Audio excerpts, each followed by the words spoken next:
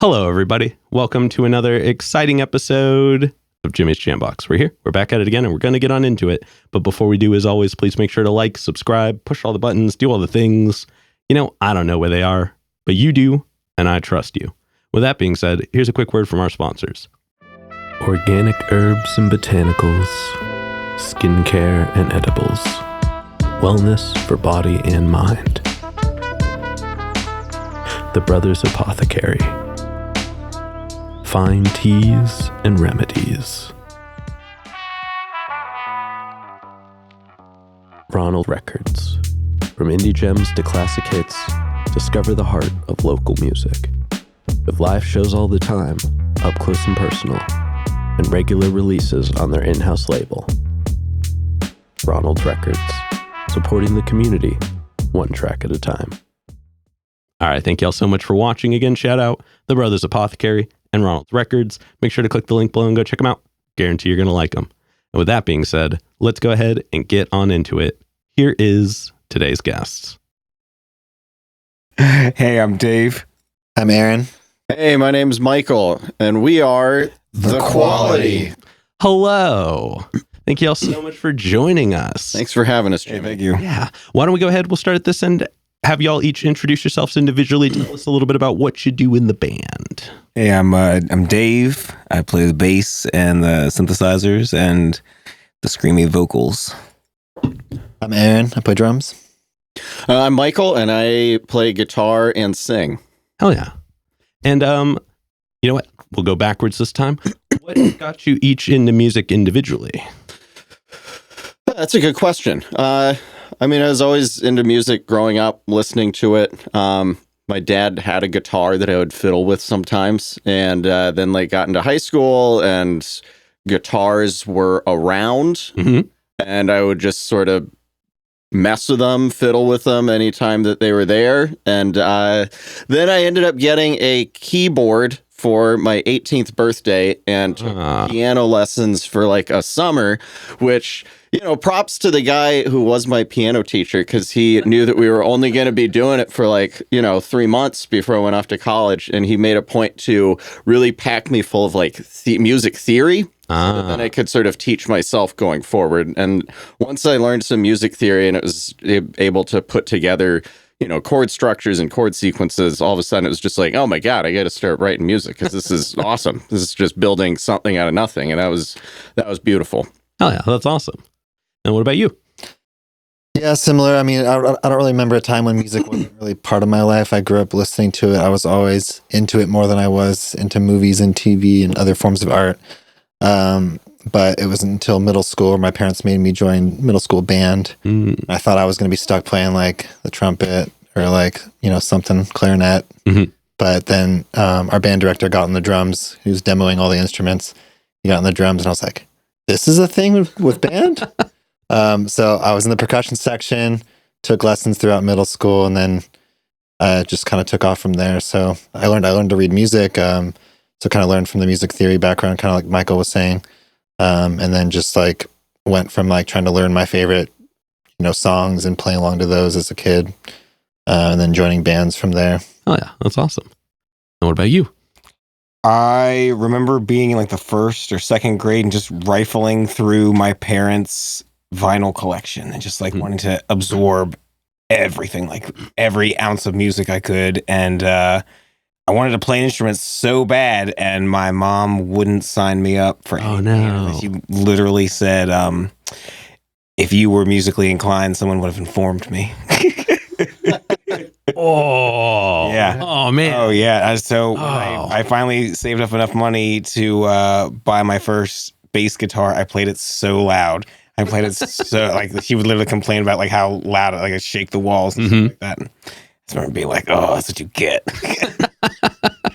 Oh, man. Well, That's unfortunate that it played out that way, but you still ended up here, so that's awesome. Here we go. But it's cool that like you guys have, at least you two have had early kind of music adoption and like really kind of sat yourself in it, and then you still made your way in, and now you're the one who does keys. Yeah. What an interesting turn of event. Wait, do you do any keys live, or is it just guitar and vocals? No, just guitar and vocals. Okay, yeah. So how interesting that you would be the one who ends up doing the one with the applicable multi-theory experiences. It sounds like that, but a lot of it is just noise. A lot of it is, since we're like kind of a heavy punk band, some of it is just kind of more like static or frequency kind of Gotcha. stuff. Gotcha. It's still so fun. It's more soundscape. Yeah. Than it is like, aha, virtuoso. Definitely. I think that. Also, I'm a bass player and synth person myself, so I was like, we'll say words about that real quick. There you go. But let's go ahead and talk to y'all again. And for this next one, we have a couple foundation questions we check in with everybody on, and this will be for the room. Whoever wants to answer first can, but this first one is one we ask early. It's one we ask often. It's definitely a crowd favorite. What was the first album you ever bought with your own money? I got this one. Go for it. Cassette tape. Okay. Boys to Men 2. It was a banger. I was like maybe in the second grade. My own money. All my friends and I would push lawnmowers house to house and cut. I lived in a trailer park, and we would cut all the neighbors' grass for like $5, That's $10 a yard, something like that. With our own mowers and our own gas and everything like that. And I remember saving up my money in the second grade and be like, "Oh, I gotta get this tape. Gotta hear this song." Oh man. So this is a little bit of insider baseball because these definitely don't come out in the order that they get recorded in sometime. But another person who was here earlier today, that was also their first album. What? Yeah. Oh, wow. Yeah. And I have to say the same thing I said to him. Boyz II Men, I feel like, was lightly left off the table in the like grand scheme of like powerful names during that time. I feel like they should have got a little more recognition than they did. They're still going. They're still touring right now. Yeah. I think we got like a Vegas residency. Oh, that's when you know you've made it. Hell yeah, but that's awesome. All right, and then who's up next? If I'm remembering correctly, I think the first album I bought was an Everclear CD. Okay. So Much for the Afterglow. Okay. Which still a good album. I still listen to it today. I think my mom wouldn't allow me to listen to some songs because they said like fuck and stuff. Yep. That was lame. But now she lets me listen to anything that I want to. Oh, thanks, Mom. She even lets you say fuck. Yeah, that's true. Does she still do the, you shouldn't say words like that when she hears it, or is she just like, Oh no, she's cool. okay, hell yeah. That's awesome. She's our biggest fan. Yeah. Oh, She comes to most yeah. of our shows. Yeah. Oh, what? I love that. Shout out to the moms that go to shows. Yeah. That's a different experience altogether. Both Mike's parents. Shout out to both of them. They're awesome. Hell yeah. They come out. They're all right. That's rad. All right, and then what about you? I don't know if I remember the first time I bought one with my own money, but I do remember like having this experience in a Virgin Records store and just going through the aisles and you're going to hate this because it's a Queens of the Stone Age record. Hate that band so much. Songs for the Deaf record. Okay. Which is still today one of my favorites. And I don't know, it's just one of those experiences where I can remember where I was picking up the CD and just like going to the register for whatever reason it stuck with me. Probably because I'm still a fan of them today, but he's not so much of a fan, but it's okay. We agree to disagree. Fair enough. Do y'all still have those original ones? I do at my parents' house. No. Somewhere. I think I do somewhere. I think I have a box of CDs that I never use because where do you play CDs anymore? But I'm pretty sure that So Much for the Afterglow is in there somewhere. Oh yeah, that's awesome. I ran into that when I got my car a little while back. My buddy bought me a Billy Idol CD for Christmas, and I was like, I'm going to keep this in my car forever. I got a new car. I went to put it in, and there was no CD player. Yep. And I was just like, Ooh. what a first world problem to have. Now I have to Bluetooth it. So I definitely get that. And then this will be to the room again, whoever wants to answer first. But what was the first live show you ever went to that was like one you wanted to go to? So like you saw it was happening, got tickets, and went to it. I could start with that one because I remember it pretty clearly. I saw Aerosmith at the MGM in Vegas. Oh, damn. 9. And I remember we bought tickets like the day of. Mm-hmm. I grew up in a suburb outside of LA, so we used to take like weekend trips to Vegas as a kid. My parents would go like gamble or see a show, and we'd like play like in the arcade or like go to the pool or something. And then I just remember this one day where like found out that Aerosmith was playing at the MGM, and I was like a huge fan as a kid. And so we saw them, and we were sitting like almost behind the stage. And I remember my mom getting all upset because Steven Tyler wouldn't stop cursing. So he's like saying fuck every other word. And my mom's just like, I think we need to leave. Wait, do your two moms know each other? Yeah, they've met. Some kind of spiritual level, yeah. So, well, that's definitely a wild first show to like. Yeah, it was experience. a big. Yeah, it wasn't like a small show. It was like, Yeah, it really sets the bar for you on everything after that. Yeah. Hell yeah. He's lived up to it too. What song were like you into as a 9-year-old into Aerosmith? Well, I also was like going through my parents' records, and Aerosmith was definitely like one of the ones in there as well. My parents had their debut record. So like, Dream On Walk was a big one, Walk This Way, obviously. I think that tour was the Just Push Play, like the one with Jaded, and so that was kind of like, obviously past their prime, but they kind of had their resurgence in the 90s and 2000s.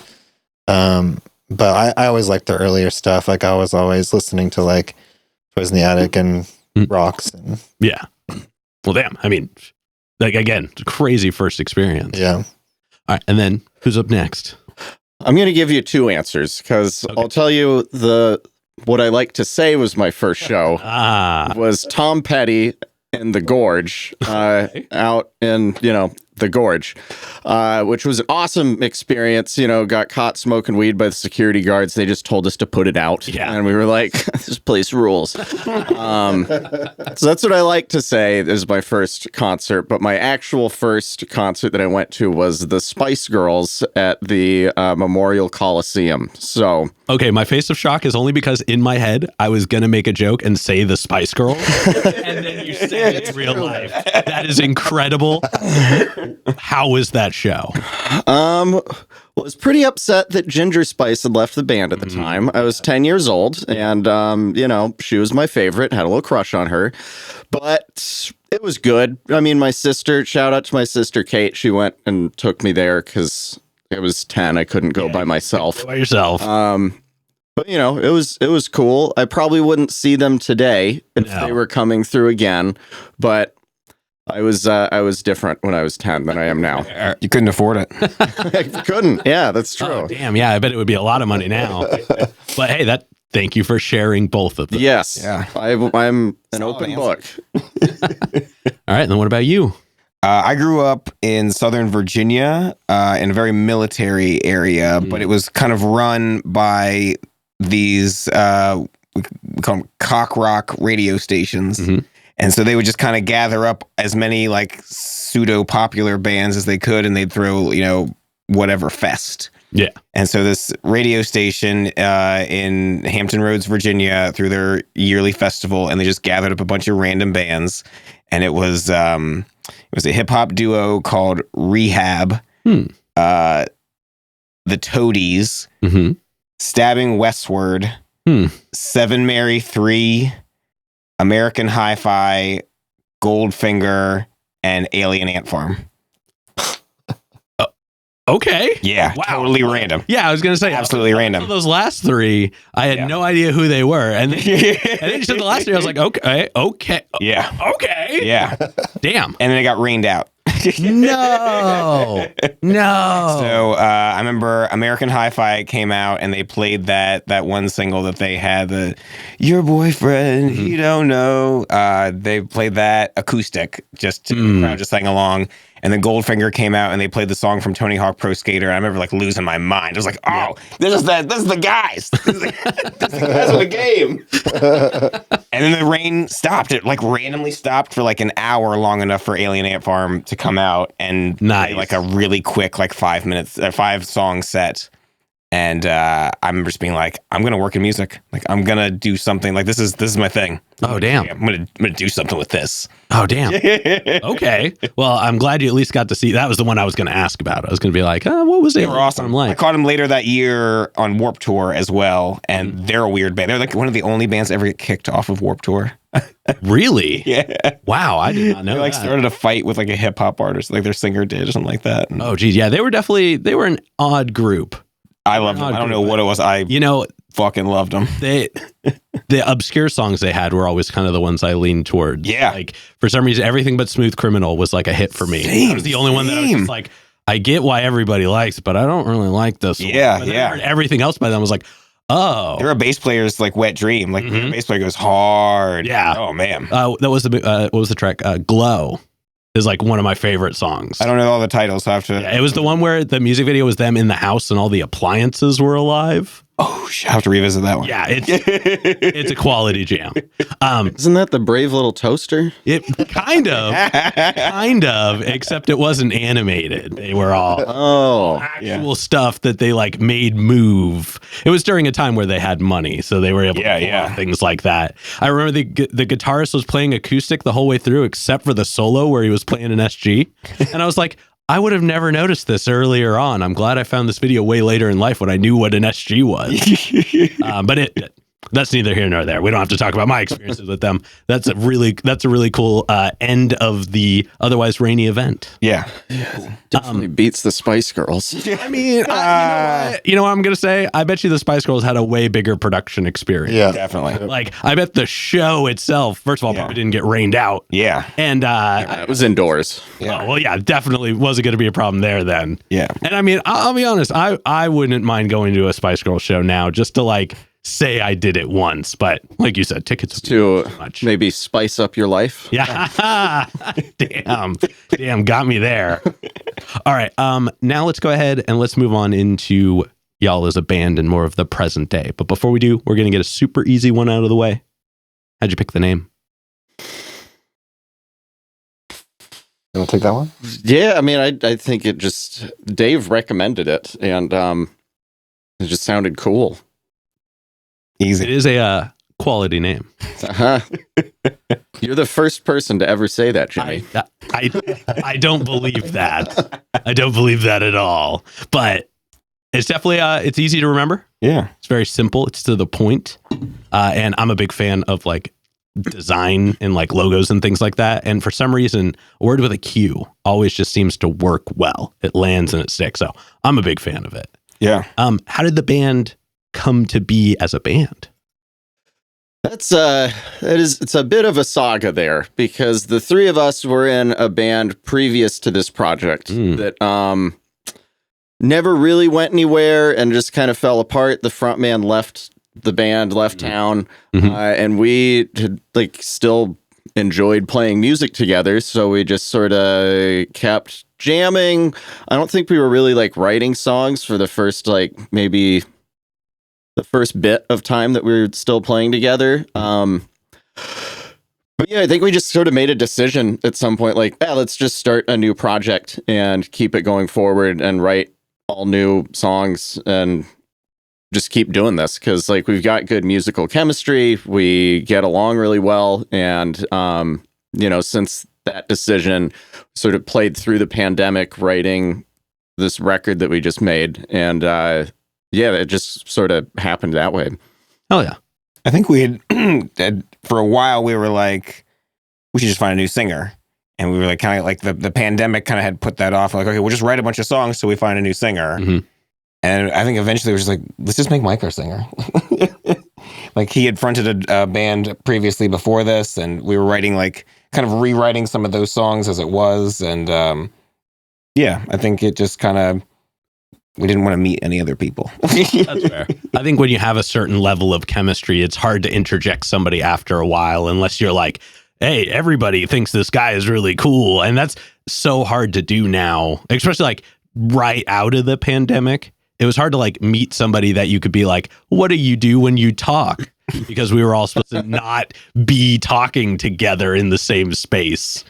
But I mean, as a three-piece, y'all sound pretty solid. Big fan of the sound. But we'll get into that in a moment. Now I want to talk about the writing process. When it comes to getting a track started, how do y'all go about it? Well, I was just talking to someone about this yesterday on a boat. It's a very collaborative process in my mind. Like, I'll I will sometimes come in with like a chord sequence and like a vocal melody that's just sort of an idea that might end up becoming a chorus or like some piece. And then we all very like collaboratively just sort of jam it out, work it out, find the parts, find the pieces, find the, you know, the different spots. And then, you know, sometimes it takes one band practice and we're like, I think that's a song. Sometimes it, you know, takes like 6 months and we're like, hey, let's work on that thing that we're doing. Yeah. But I mean, I'd say it's a very like collaborative in the moment in our little practice space, like magic that happens where, you know, it's someone comes in with just a like snippet of an idea that's like, hey, this sounds cool. I think we could use this as a launching pad. And then all of us, because we've been playing music together for a long time and we have good musical chemistry, are able to just like jam it out, listen to each other, and then find our respective parts within the whole song. Interesting. It's cool that you all decide to do it together in the room instead of doing the whole like, let's just send these tracks back and forth. I don't think it would work that way. Not our thing. I think we're pretty analog people. Myself, at least. Where we kind of stray away from doing the whole like digital, like studio-y kind of like, we go into the studio to lay down like what we already know is like solid. Gotcha. And some of like when we're writing, some of our songs will just have no vocals for like sessions and sessions and sessions. We're just like, it's not that important. Yeah, I was gonna add that too. It's like I feel like a lot of times we'll like write an entire song, structure's all figured out, but there's no vocals yet. Like, so we have some songs that are instrumental. We've even like debuted them live instrumentally, and then they may or may not get vocals like later on. Gotcha. Kind of depends. Gotcha. Is that kind of what I'm going to go a little out of order here. Is that kind of what happened with Cement, or like was that intentionally supposed to be sparse in vocals? Cement started off instrumental. Okay. Yeah, because like I was listening through and I was like, oh, there's a moment. There's no vocal.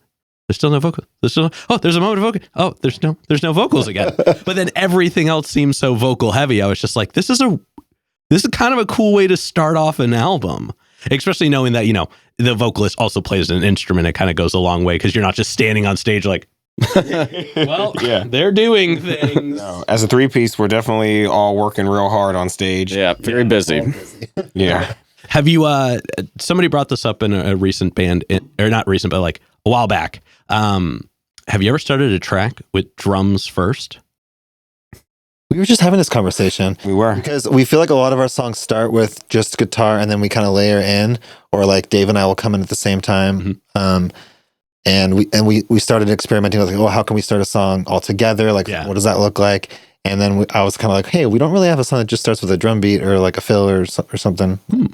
But that's a good reminder. I think we should do that. So that's actually kind of a sideways answer. I meant like, have you ever started a song where you wrote the drums first? Oh. But that is also really cool input. So I appreciate that.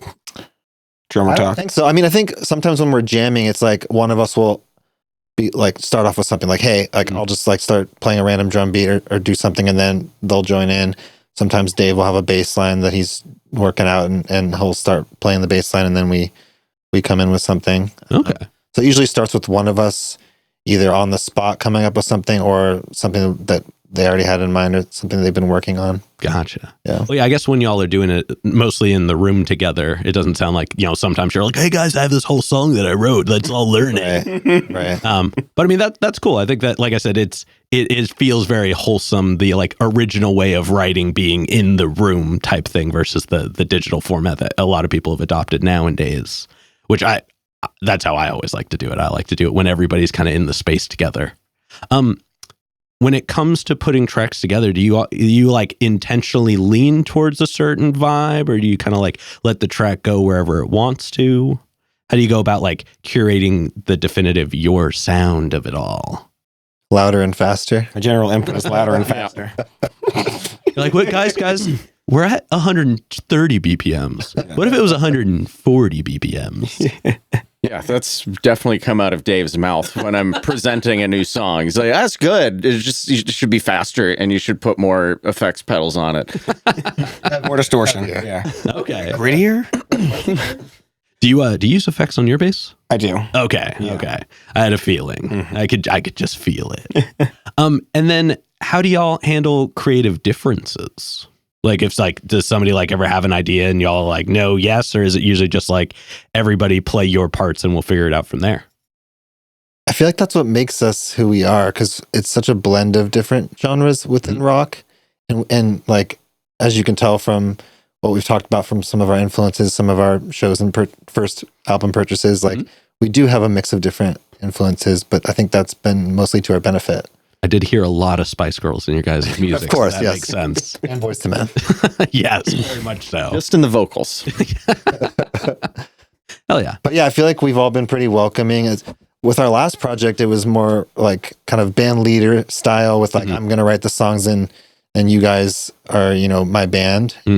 So when he left and we decided to like start our own project, it was like, what is this going to be? Let's just jam and see what happens. And it was just kind of organically, we ended up writing songs and it just worked out. But that was our first time actually like just jamming, really. We didn't do that much before. Gotcha. Well, it seems to have yielded a pretty interesting result. And actually, I was checking out your EP, which I thought it was interesting. You guys decided to go self-titled.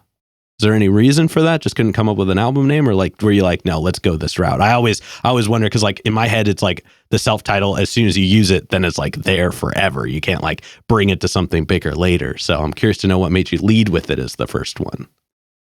Well, I know that I kind of advocated for self-titled, just because I think it's a good move for. I think what I said was, well, if any band that puts out a self-titled album that's not their first album, that album usually sucks. So we should do it for the first one, because that's sort of the classic move. Is like, first album, just have it. Hey, this is us. Yeah. This is the band. We're not gonna have any frills or anything. It's just, this is the quality EP. The next effort, next publication, well, then we're gonna have to come up with a name, guys. We talked about some names, but I think it's good promotion for us to have it be self-titled, I think. Yeah, it definitely optimizes SEO. But no, I thank you for sharing that. Like I said, for me, it's just, I'm always curious what leads to the decision on any name, really. But I was checking it out and I really enjoyed it. It is very, very high energy. Like I said before, Cement was a strong opener. The rest of it had just this, it was just this proper mix of like heavy riff, high energy drums, really prominent vocals, like really intense screaming. Like that, when it first happens, I was just like, oh, this is a sound that I wasn't quite expecting in this sound for the style of screaming that is. Cause I grew up with a lot of music that had it in it. And so like, just when it happened first, I was like, huh, like I wasn't expecting to hear it. And it works. Like, it works really well. You guys, like you said, it blends kind of a realm of genres within kind of that overhead space. And it all comes together really well. But you do have some more chill moments, like, in Cocktail Waitress, where it just kind of, it levels down for a second and then it doesn't. But I also, on a personal standpoint, I enjoyed the experience of synthesizer in it. Like, you guys didn't like try and make it like an overbearing aspect, or like, this is going to be a giant synth lead for 20 minutes, but there was always a little bit of synth happening all the time, and that kind of gave it this texture, which I thought was really cool. But I do this bit where I pick out a personal pick, and I went with Eviction Notice. And I'm going to read my notes here because I actually wrote really cool ones. It's 2 minutes and 6 seconds of chaotic energy and goodness. The intro is a cacophony of noise and sounds that all meet in the middle and make way for a rad guitar riff. And then from there, it's just a powerful jam that literally doesn't let up for a second until the last couple bars. And then it just ends. Spot on. And it was Thank you. You actually listened to the record, didn't you? I have listened to it multiple times. It is such a fun experience. I'm sad I left the physical record in the other room, so I can't be like, but I really enjoyed it. Like I said, it has a lot of sounds that like I grew up with, but in a way that doesn't feel like you guys are trying to recreate the sounds that I grew up with. So I really liked it a lot. But I'm curious to know, what is each of your favorite songs to perform? Oh, that's a good question. I do want to mention, because you were talking about Cocktail Waitress and the use of synth as this sort of just in there as a vibe. Mhm. We have a phrase for that. It's called the Cocktail Waitress sizzle. Okay. And yeah, that's exactly intentionally put in like that as a like background sizzly cooking that's going on.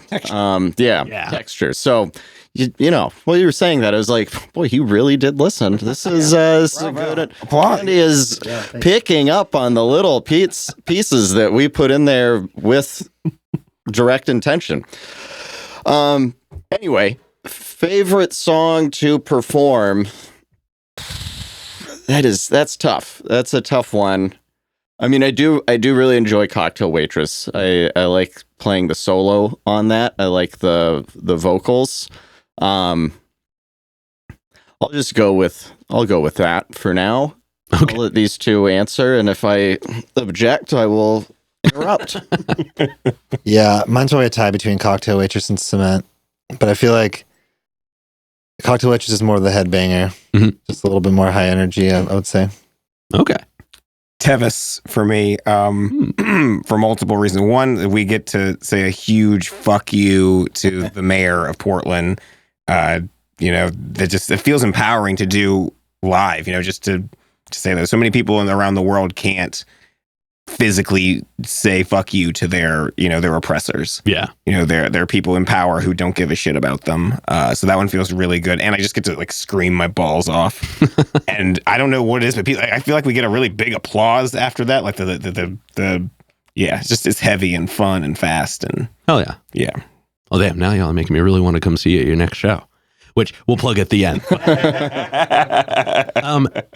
All right. Well, thank you guys for sharing that. And like I said, one more time, it is a really, really enjoyable EP. If y'all haven't listened to it yet, pause this, listen to it, come back, pick it up from here. Yeah, then you'll know what we're talking about. Yeah, well, it's too late because we already talked about it, but do it anyways. Then you'll feel like you're like, we get it now. Yeah.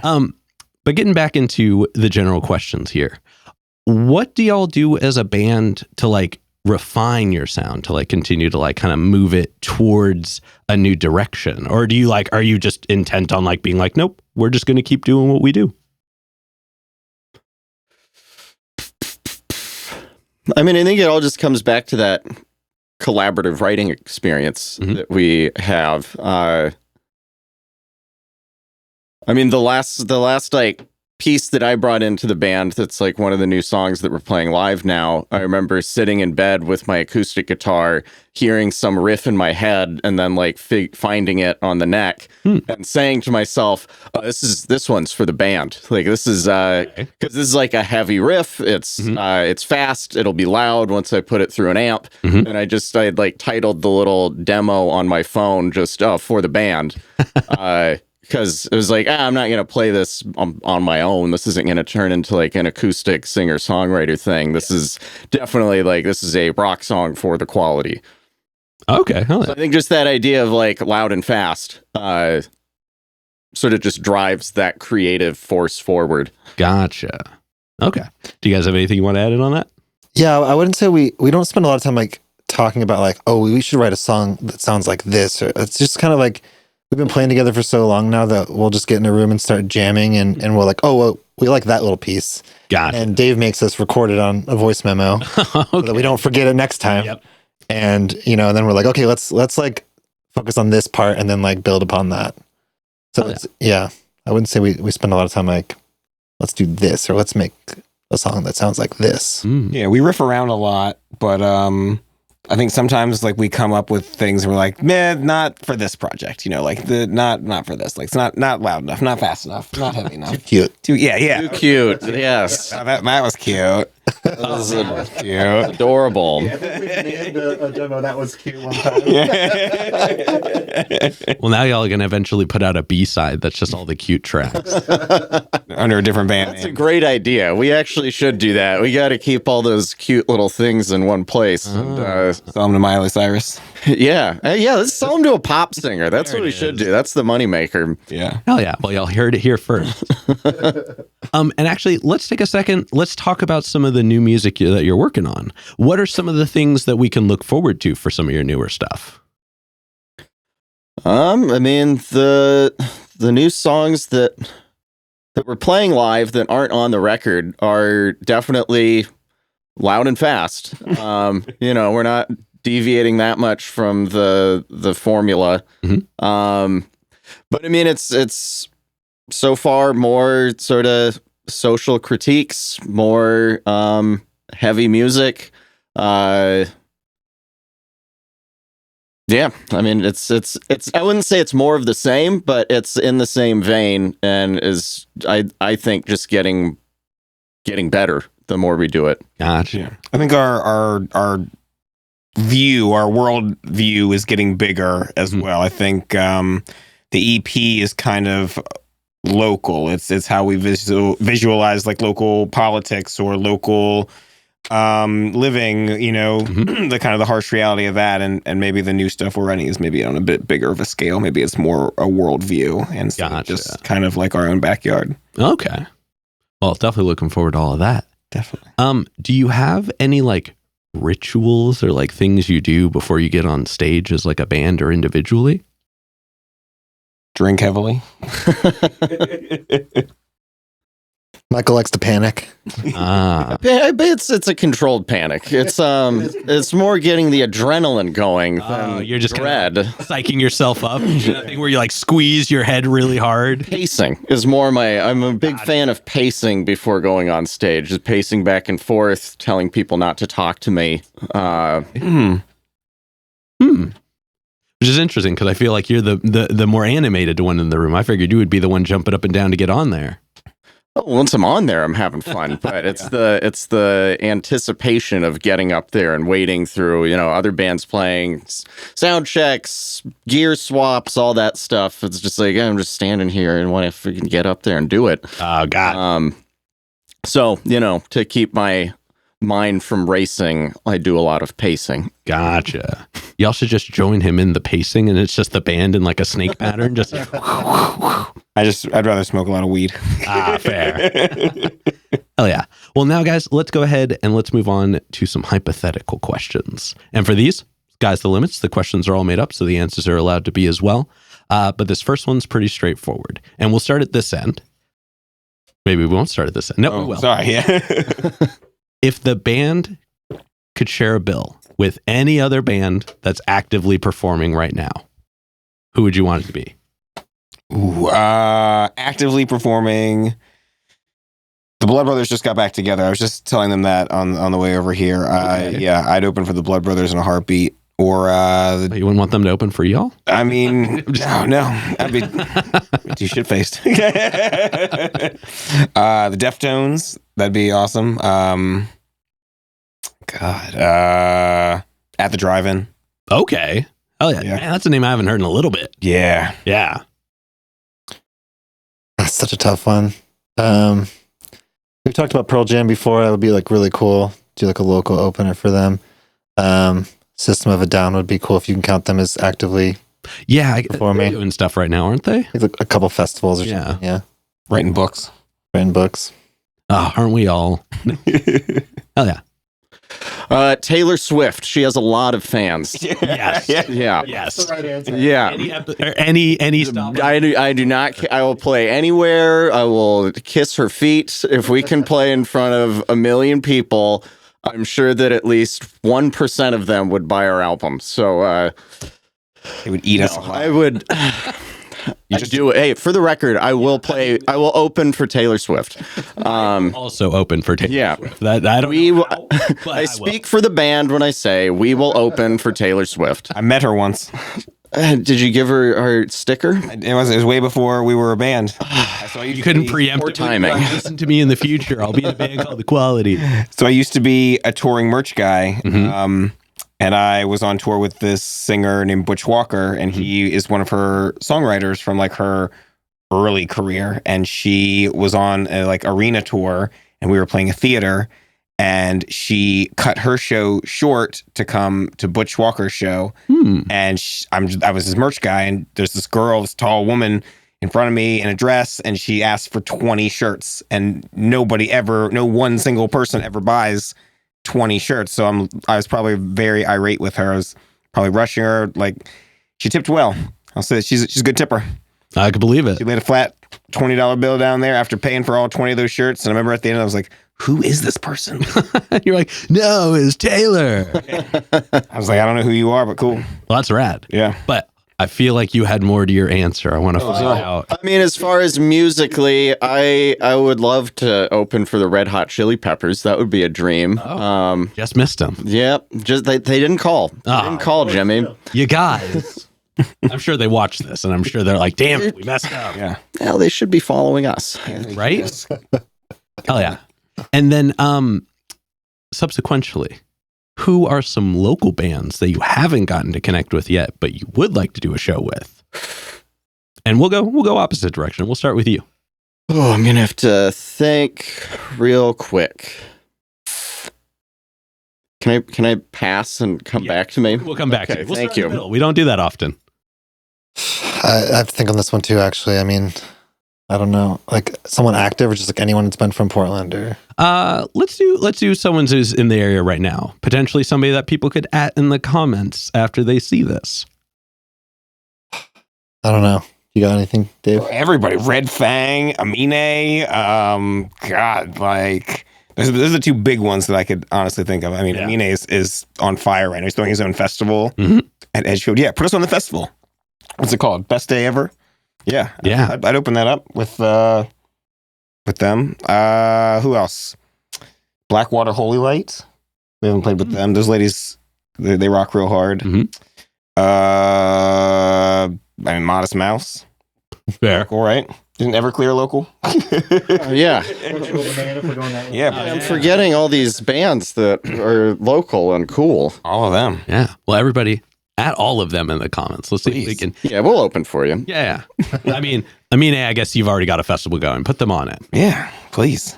And then this next one, whoever wants to answer first can. This is a fun one. But if the EP could be the soundtrack for any movie, what would you pick? Fight Club. Ooh, That's a good answer. That's a good That's answer. a good answer. damn. That's fitting too. Damn, yeah.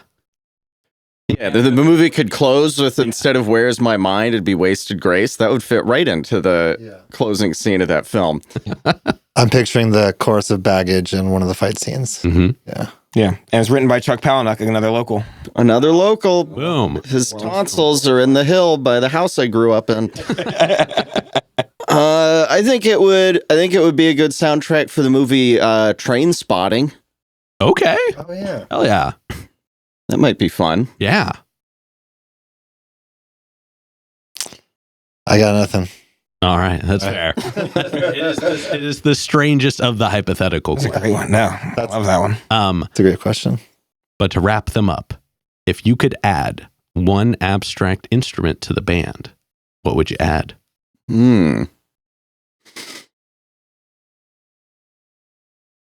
There's that dude in Slipknot that like just plays the keg. You know, he just like hits Mhm. it, like that.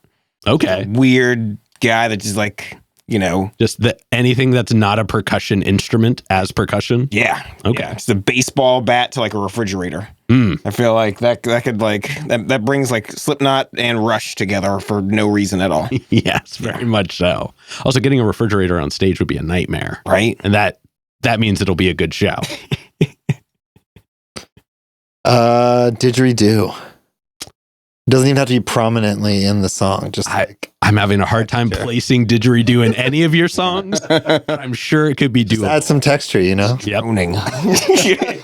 Actually, it would fit good at the very beginning of Eviction Notice. Yeah, it just Yeah. makes some noise. Yeah. Yeah. Plus, you know, the didgeridoo player, his tie-dye outfit would add some color to our drabness on stage. Hell yeah. I would go with this. I want a saw player. Like the wiggly Yeah, the wiggly saw with the bow. with the bow. Yeah, there's this woman in town that I've seen play the saw, and I'm like, that sounds cool. And it would sound cool in our like chaotic soundscape that we've built. I think that it would fit in there. Just a little warbly screeching and Do you remember who that was? I would love to get them on the show. Yeah, I can pull it up afterwards. I can give you a name, I think. Good. I think I can remember who it is. Okay, hell yeah. A horn section would be cool too. You know, if we could just play a show with like, where we're just more for one night, we're a ska band. Reimagine all your songs as ska tracks. Yeah. Whoa. Like Less Than Jake or like the Mighty Mighty Boss Tones. That would actually be a really interesting show. Like having like a band, especially like a band that does like somewhat of a heavier sound, go in and like reimagine all their songs for just one show as like a somewhat different-ish genre. I'm way into that. There's something to that, but we'll workshop that off camera. You have to invest in some hats. True. Well, if you guys look under your chair. Pork pie hats. Yes. All right, but with that being said, let's go ahead and start wrapping this up. What can we look forward to between now and the end of the year? We got a show at Hawthorne Hideaway. Saturday, the 22nd. June 22nd. June 22nd, Hawthorne Hideaway. Very free. It's with our good buddies in Iron Sheep. Nice. Name. Yeah. Yeah, they rock. They fucking rock. Also, it'll be this coming Saturday for y'all watching this right now. Here we go. Anything else coming up? We're just writing. We're writing until we feel like we're done writing, and then we'll probably record again. But don't know if that'll be this year or next year or just whenever we get around to it. We don't rush anything. Fair. Yeah, I mean, we're just trying to write. I think like our general goal is to have at least a show a month. So, if you want to keep track, you can always follow us on Instagram at The Quality Band. And yeah, I mean, we're just trying to play our shows out around town. Maybe we'll try to get out of town to do some shows. I think that would be fun. Reach like an audience that's outside of the Portland metro area. And yeah, just like Dave said, keeping on writing, playing out, making people move their butts around and shake their fists at the authority figures. So, hell yeah. Well, I usually in this next part is where I would say put the ads and plugs and things like that. But since you already did it tastefully, it will have already been on the screen for those of you watching by now. Also, I would recommend if you haven't reached out to people in Eugene yet, there's kind of a space for your sound right now that works really well there. Let's do it. So definitely like connect with places there. I'm sure you guys could get on a couple bills. Calling phone numbers. Yeah, just hear Eugene. Love the quality. Exactly. Yeah. That, and I mean, if you haven't hit up Seattle yet, definitely hit up Seattle. They would love to have you for sure. Absolutely. And then any other plugs, any other shout outs, anybody else you guys would like to put on while you're on here? Shout out to Mike's parents and Aaron's parents for buying our record. Shout out to Dave's parents for making Dave. Yeah, I mean, we're on all the streaming platforms. You can listen to us there. We got a record out. You can buy it on Bandcamp. We got some t-shirts for sale. And come to our show. We'll be selling our merch there as well. Oh, yeah. Yeah. All right. With that being said, we've got one last question to go. And this is entirely up to your interpretation, and you can answer in whichever order you want to. But what is an album you feel is more on the obscure side? So it's somewhat of a deep cut. It's one not a lot of people would know, but it's one you think everybody should know. I've been listening a lot to Dead Poet Society. The album is like, it's not even words. It's like a dash, an exclamation point, and then another dash. And I think it came out like, I don't know, 3 years ago or so. But yeah, it's Dead Poet Society, not Poets Society like the movie, but yeah. It's heavy. It's kind of like, I think they call themselves like indie rock, but like they have like a heavy side. So they're based in like really heavy riffs, kind of like similar to our style. Okay, hell yeah. I've been listening to that a lot. Well, damn. Now I want to check that out for sure. Yeah. And then why don't we go with you next? There's a sick, nasty band where I'm from in Virginia called A Newborn Thriller, and they're super obscure, and I feel like nobody's ever heard them, but they're musical geniuses, and I always shout them out. Damn. Musical genius is that's a tall statement. They crush it. They crush it all the time. They have like a kind of a changing cast of band members and stuff like that. But dominant members, they stick with it, and they're. Anytime I've ever felt like giving up on playing music, I listen to their stuff. I'm just like, oh, I gotta keep going. gotta make something half as decent as what they do. Hell yeah! Well, thank you for that. Yeah. All right, you got something? Okay, I don't know if this is obscure enough, but this band Man that I got super into in college. They have an album called Life Fantastic that is truly a fantastic record. Very just like weird, noisy music. Kind of Tom Waits-esque. Very cool stuff. And just a really great band. They're awesome live. They would fucking blow your mind off. I don't know if that's obscure enough, but Hey, I mean, it's definitely one. Man, if you haven't heard of them, you're missing out. Hell yeah. Damn it. 3 recs that I haven't heard before. I'm excited for this. It's going to be a fun week for me. But with that being said, we're going to go ahead and wrap this up. You guys, thank you so much for joining us today. Hey, thank you, Jimmy. Thank you. This was a lot of fun. Hell yeah. And this has been another exciting episode of Jimmy's Jambox. I'm Jimmy. I'm Dave. I'm Aaron. I'm Michael, and we are The Quality. And we're signing off. Later, y'all. That's a wrap. This is not a podcast. This is a show.